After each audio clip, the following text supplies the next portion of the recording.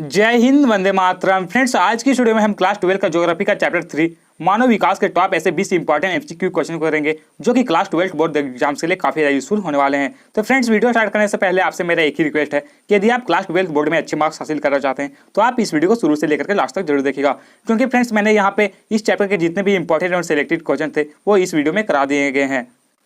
तो यदि आप इस वीडियो को शुरू से लेकर के लास्ट तक देख लेते हैं तो आपका इस चैप्टर से एक भी एमसीक्यू क्वेश्चन छूटने की संभावना नहीं है। और फ्रेंड्स, आपका जो क्लास 12 का जो फर्स्ट टर्म का एग्जाम्स होगा वो ऑब्जेक्टिव एग्जाम्स होगा, तो आप सभी के लिए यह वीडियो काफ़ी ज़्यादा यूजफुल होने वाला है। तो चलिए आज की सुपर फास्ट वीडियो को शुरू करते हैं। फर्स्ट क्वेश्चन फ्रेंड जो कि आपके स्क्रीन पर है कि मानव विकास सूचकांक में विश्व के निम्नलिखित देशों में से किसकी कोटि उच्चतम है। आपको बताना फ्रेंड्स, ये जो मानव विकास सूचकांक के अनुसार है वो विश्व में सबसे अधिक कौन सा देश का स्थान है वो आपको बताना है। तो दोस्तों यहाँ पे जो राइट आंसर है वो जो ऑप्शन ये नॉर्वे। जी हाँ दोस्तों, सबसे अधिक जो है वो नॉर्वे का है। और यदि बात करें कि भारत का कौन सा स्थान है तो दोस्तों भारत का जो है वो 134वां स्थान पे है। और वही बात करें कि फ्रेंड्स कि जो भारत में सबसे अधिक मानव विकास सूचकांक वाला राज्य कौन है, तो सही आंसर जो फ्रेंड्स हो जाएगा केरल। नेक्स्ट क्वेश्चन 2 में दिया है फ्रेंड्स कि डॉक्टर महबूब उल हक मूल निवासी थे। आपको बताना ये जो डॉक्टर महबूब उल हक थे वो कहाँ के निवासी थे वो आपको बताना है। ऑप्शन ये फ्रेंड्स भारत, बी है पाकिस्तान, सी है अफगानिस्तान या डी ईरान। तो दोस्तों डॉक्टर महबूब उल हक की बात करें तो ये जो फ्रेंड्स ये पाकिस्तानी व्यक्ति थे, यानी ऑप्शन बी यहाँ पे राइट आंसर हो जाएगा। नेक्स्ट नंबर 3 में दिया फ्रेंड्स कि इनमें से कौन मानव विकास का स्तंभ नहीं है। यानी बताना ये जो इनमें से कौन सा ऑप्शन है जो कि मानव विकास का स्तंभ नहीं है। तो फ्रेंड्स मानव विकास के स्तंभ की बात करें तो मानव विकास को 4 भागों में बांटा गया था। पहला था फ्रेंड्स समता, दूसरा था उत्पादकता, तीसरा था सशक्तिकरण और चौथा सतत पोषणीय। तो यहाँ पे ऑप्शन में दिया है फ्रेंड्स ये में है समता, बी है सतत पोषणीयता, सी उत्पादकता या डी उपयुक्त सभी। तो दोस्तों इसको जो राइट आंसर है वो जो ऑप्शन डी उपयुक्त सभी, ये सभी है फ्रेंड्स मानव विकास के अंतर्गत शामिल किए जाते हैं।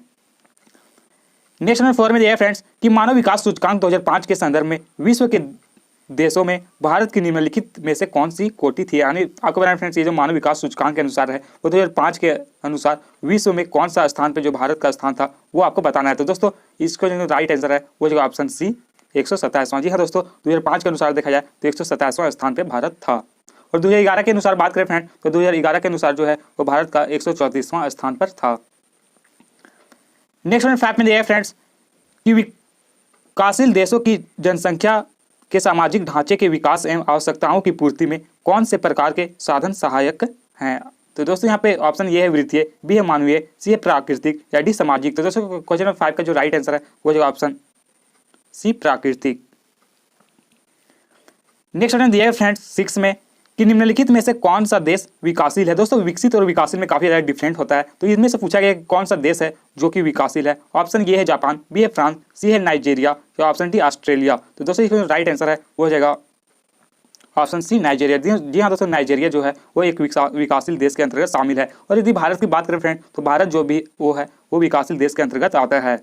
और यहाँ पे जो ऑप्शन तीनों दिए फ्रेंड्स ये सभी विकसित देश के अंतर्गत हैं। नेक्स्ट क्वेश्चन 7 में दिया फ्रेंड्स कि निम्नलिखित में से कौन मानव विकास के मूलभूत क्षेत्र हैं। आपको बताना इनमें से कौन सा जो है वो मानव विकास के मूलभूत क्षेत्र हैं वो आपको बताना है। ऑप्शन ये स्वास्थ्य, बी है संसाधन, सी है शिक्षा या डी उपरोक्त सभी। तो दोस्तों यहाँ पे राइट आंसर है वो जो ऑप्शन डी उपरोक्त सभी, क्योंकि फ्रेंड्स मानव का विकास तभी होगा जब उसका स्वास्थ्य अच्छा होगा, उसके जो संसाधन तक पहुँच होगी और वह जब पढ़ा लिखा होगा तभी मानव का जो है वो विकास हो सकता है। तो ऑप्शन डी यहाँ पे राइट आंसर हो जाएगा। नेक्स्ट क्वेश्चन 8 में दिया फ्रेंड्स कि निम्नलिखित में से कौन मानव विकास का स्तंभ नहीं है। यानी बताना इनमें से कौन सा जो है वो मानव विकास का स्तंभ नहीं। तो मैंने आपको बताया फ्रेंड्स कि मानव विकास के 4 स्तंभ है, तो इनमें से कौन सा नहीं है वो आपको बताना है। ऑप्शन ये समानता, बी है सत्ता, सी उत्पादकता या डी जनसंख्या। तो दोस्तों इसका जो राइट आंसर है वो जो ऑप्शन डी जनसंख्या। जी हाँ दोस्तों, जनसंख्या जो है वो मानव विकास का स्तंभ नहीं है। नेक्स्ट क्वेश्चन 9 में दिया फ्रेंड्स कि निम्नलिखित में से कौन सा देश उच्च मानव विकास वाला नहीं है। बताना इनमें से कौन सा देश जो है वो उच्च मानव विकास वाला देश नहीं है। ऑप्शन ये है नॉर्वे। तो दोस्तों नॉर्वे काफी ज्यादा इसका जो फर्स्ट स्थान है। ऑप्शन बी दिया गया अर्जेंटीना, सी है जापान या डी मिस्र। दोस्तों क्वेश्चन 9 का जो राइट आंसर है वो ऑप्शन डी मिस्र। जी हाँ दोस्तों, मिस्र जो है वो उच्च मानव विकास वाला देश नहीं है। फ्रेंड्स यहाँ पे जितने भी क्वेश्चन बताए जा रहे हैं ये सभी क्वेश्चन क्लास 12 बोर्ड एग्जाम के लिए काफी यूजफुल होने वाले, तो प्लीज आप इन सभी क्वेश्चन को अच्छी तरीके से पढ़ लीजिएगा। नेक्स्ट क्वेश्चन 10 में दिया फ्रेंड्स कि निम्नलिखित विद्वानों में से किसने मानव विकास सूचकांक का निर्धारण किया। आने को बताना इनमें से कौन सा विद्वान है जो मानव विकास सूचकांक का निर्धारण किया था। तो दोस्तों क्वेश्चन नंबर 10 का जो राइट आंसर है वो है ऑप्शन बी डॉक्टर महबूब उल हक। जी हाँ दोस्तों, डॉक्टर महबूब उल हक जो कि एक पाकिस्तानी व्यक्ति थे, इन्होंने ही सबसे पहले मानव विकास सूचकांक का निर्धारण किया था, यानी ऑप्शन बी राइट आंसर हो जाएगा। नेक्स्ट है 11 फ्रेंड्स कि निम्नलिखित में से कौन विकास का सर्वोत्तम संकेत है, यानी बताना इनमें से कौन सा जो है वो विकास का सर्वोत्तम संकेत है। तो फ्रेंड्स ऑप्शन ये है आकार में वृद्धि, ऑप्शन बी में दिया गुण में साधारण परिवर्तन, ऑप्शन सी में है आकार में स्थिरता, तो ऑप्शन डी गुण में धनात्मक परिवर्तन। तो दोस्तों विकास और वृद्धि में काफी ज्यादा अंतर होता है। तो यहाँ पे पूछा गया इनमें से कौन सा विकास सर्वोत्तम का संकेतक है, तो ऑप्शन डी यहाँ पे राइट आंसर हो जाएगा, गुण में धनात्मक परिवर्तन। नेक्स्ट 12 में दिया गया कि भारत में एक वर्ष के शहर नगर की जनसंख्या होती है, यानी भारत में जो एक वर्ग किलोमीटर में होता है वो शहर का जनसंख्या कितना होता है वो आपको बताना है। तो फ्रेंड्स किसी भी शहर की बात करें तो उसका यदि एक वर्ग किलोमीटर की बात करें तो 1 लाख से अधिक जनसंख्या होता है, यानी ऑप्शन ये यहाँ पे राइट आंसर हो जाएगा, 1 लाख से अधिक। नेक्स्ट 12 में दिया गया कि इनमें से कौन विद्वान मानव विकास सूचकांक से संबंधित है, इनमें से कौन सा जो विद्वान है वो मानव विकास सूचकांक से संबंधित है। तो दोस्तों यहाँ पे जो राइट आंसर है वो जो ऑप्शन ये अमर्त्य सेन जी है। दोस्तों अमर्त्य सेन जो कि एक भारतीय व्यक्ति थे, इनका जो संबंध है वो मानव विकास सूचकांक से है।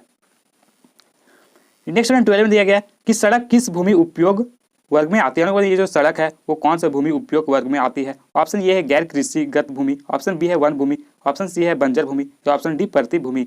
तो दोस्तों क्वेश्चन नंबर 13 की राइट आंसर की बात करें तो ऑप्शन ये राइट आंसर होगा गैर कृषिगत भूमि, यानी सड़क जो है फ्रेंड वो गैर कृषिगत भूमि के अंतर्गत आती है।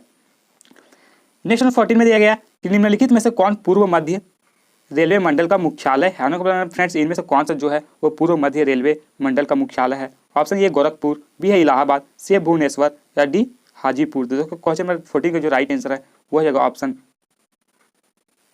Number D Hajipur. नेक्स्ट 15 में दिया फ्रेंड्स कि निम्नलिखित राज्यों में से किसमें विजयनगर लौह इस्पात केंद्र अवस्थित है, बताना ये जो विजयनगर लौह इस्पात है फ्रेंड्स वो कहाँ, इनमें से कौन सा नगर में स्थित है वो आपको बताना है। दोस्तों यहाँ पे जो राइट आंसर है वो ऑप्शन सी कर्नाटक। जी हाँ दोस्तों, कर्नाटक में विजयनगर लौह इस्पात अवस्थित है। नेक्स्ट 16 में दिया गया कि बोकारो इस्पात केंद्र किस राज्य में स्थित है, फ्रेंड्स ये जो बोकारो इस्पात केंद्र है वो कौन सा राज्य में स्थित है वो आपको बताना है। ऑप्शन ये मध्य प्रदेश, बी है छत्तीसगढ़, सी है झारखंड या डी उड़ीसा। तो दोस्तों बोकारो इस्पात केंद्र की बात करें तो बोकारो इस्पात जो केंद्र है वो झारखंड में स्थित है, यानी ऑप्शन सी यहाँ पे राइट आंसर हो जाएगा। नेक्स्ट 17 में दिया गया जो कि काफी वीवीआई क्वेश्चन है कि झरिया कोयला क्षेत्र किस राज्य में स्थित है, ये जो झरिया कोयला क्षेत्र है वो कौन सा राज्य में स्थित है। तो दोस्तों झरिया कोयला क्षेत्र की बात करें तो ये फ्रेंड्स झारखंड में स्थित है, ऑप्शन डी यहाँ पे राइट आंसर हो जाएगा झारखंड। नेक्स्ट 18 में दिया गया कि जमशेदपुर किस प्रकार का नगर है, फ्रेंड्स ये जो जमशेदपुर है वो किस प्रकार का नगर है वो आपको बताना है। तो फ्रेंड्स जमशेदपुर जो है वो एक औद्योगिक नगर है, यानी ऑप्शन ये यहाँ पे राइट आंसर हो जाएगा। और जो फ्रेंड्स टाटा आयरन जो स्टील है वो जमशेदपुर में ही स्थित है। नेक्स्ट 19 में दिया गया कि निम्नलिखित में से कौन सा राज्य नरोरा नाभिकीय ऊर्जा संयंत्र से संबंधित है, फ्रेंड्स इनमें से कौन सा जो राज्य है वो नरोरा नाभिकीय ऊर्जा संयंत्र से संबंधित है वो आपको बताना है। तो दोस्तों नरोरा नाभिकीय संयंत्र की बात करें तो फ्रेंड्स इनमें से जो राइट आंसर है वो है ऑप्शन बी उत्तर प्रदेश, यानी यूपी जो है फ्रेंड्स वो नरोरा नाभिकीय ऊर्जा संयंत्र से संबंधित है। अगला क्वेश्चन फ्रेंड्स जो कि इस वीडियो का लास्ट क्वेश्चन है कि कौन सा शहर तमिलनाडु का मैनचेस्टर कहलाता है। काफी वीवीआई क्वेश्चन फ्रेंड कि इनमें से कौन सा शहर जो है वो तमिलनाडु का मैनचेस्टर कहलाता है वो आपको बताना है। तो दोस्तों तमिलनाडु का मैनचेस्टर की बात करें तो कोयम्बटूर को तमिलनाडु का मैनचेस्टर कहा जाता है, ऑप्शन ये यहाँ पे राइट आंसर हो जाएगा। तो फ्रेंड्स आज की इस वीडियो में बस इतना ही। और दोस्तों यदि क्लास 12th बोर्ड में अच्छे मार्क्स हासिल करना चाहते हैं तो आपको ज़्यादा कुछ भी नहीं करना है। करना क्या है कि फ्रेंड्स कि आपका जो टर्म 1 का जो एग्जाम्स होगा वो आपका ऑब्जेक्टिव एग्जाम्स होगा, और हर एक चैप्टर का यदि आप इंपॉर्टेंट एमसीक्यू क्वेश्चन जाना चाहते हैं तो आप इस चैनल के प्लेलिस्ट में जाकर देख सकते हैं। वहाँ पे मैंने बहुत सारे चैप्टर का इंपॉर्टेंट एमसीक्यू क्वेश्चन करवा दिए फ्रेंड, और बहुत सारे चैप्टर का इंपॉर्टेंट एमसीक्यू क्वेश्चन करवा दूंगा जो कि आपके क्लास 12th बोर्ड एग्जाम के लिए काफी ज़्यादा वीवीआई होने वाले हैं। तो फ्रेंड्स आज की वीडियो में बस इतना ही। और वीडियो अच्छा लगा तो प्लीज चैनल को सब्सक्राइब करके बेल आइकन बटन पर प्रेस कर लीजिएगा, क्योंकि फ्रेंड्स मैं आप लोगों के लिए आगे भी इसी तरह का इंपॉर्टेंट एमसीक्यू क्वेश्चन लाते रहूँगा।